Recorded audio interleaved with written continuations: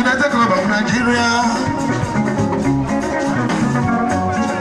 the national president,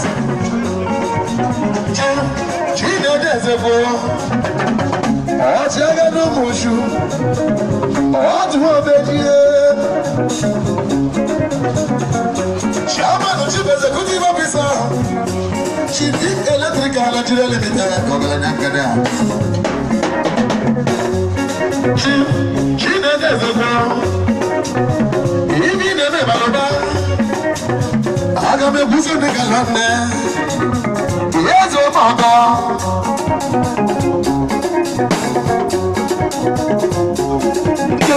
The Vice President, Chief Rosenberg, yes, and one of his Moses, one of the Kenny will come out. Get him against all your mama, Ruth and Nandoka. Nandoka. That's all your mama.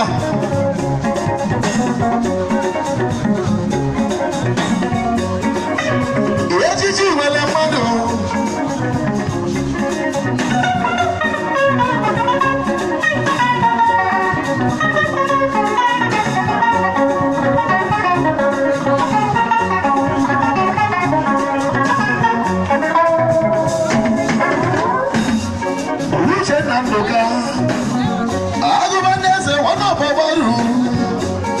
I'm going to set you look at him now.